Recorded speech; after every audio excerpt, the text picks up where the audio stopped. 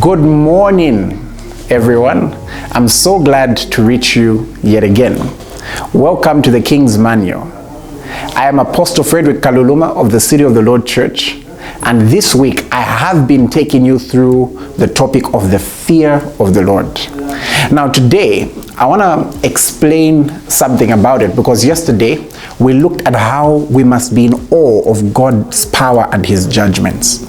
Now the interesting thing is when you look at Luke 12 and verse 6 to 7, right after Jesus tells us how big God is and how He can deal with somebody even after they have died and take them to hell, He says something else. He says, "Are not 5 sparrows sold for 2 copper coins, and not one of them is forgotten before God? But the very hairs of your head are all numbered. Do not fear, therefore, you are of more value than sparrows." Now, this is amazing. He's from telling us to be very afraid, and then he says, do not fear because you're of more value than sparrows. I like to think of it like a game of football. You may have a certain footballer who you know is a very good footballer. You know that if he was on the other side, he can hurt you. He can do things to your team that one can only imagine. But when he's on your team, it's not that your respect for him has gone. When he's on your team, you are excited because he is on your side. So imagine the big one, the powerful one, the almighty one is on our side.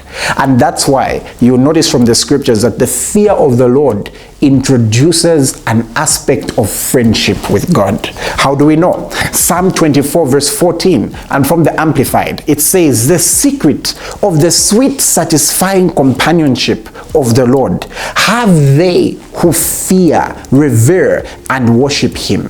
And He will show them His covenant and reveal to them its deep inner meaning." From the NLT, it says, "The friendship of the Lord is with those who fear Him." God relates intimately with those who've got fear for Him. And that's why you'll notice that having a friendship with God does not mean that you lose respect for Him. I'll give you an example of Abraham. Abraham was called the friend of God, but observe the way he would speak to God. Notice Abraham speaking to God and he says, "Lord, if I have found favor in your sight, then what if you find 50 righteous men in Sodom?" So you'll notice that a balanced view is that though God is on our side, we do not lose the respect and that reverence for Him, and that's why we worship Him. And you know what? That was Jesus' secret. If you've read Hebrews 5 verse 7 from the Amplified, notice what the Bible says about Jesus. It says, "In the days of His flesh, Jesus offered up a definite special petitions for that which He not only wanted but needed, and supplications with strong crying and tears to Him who was always able to save Him out of death." Now notice this. "And He was heard because of His reverence towards God." Another version will say because of His great fear. And now from the Amplified, it explains that reverence. It says His godly fear, His piety, in that He shrank from the horrors of separation from the bright presence of the Father.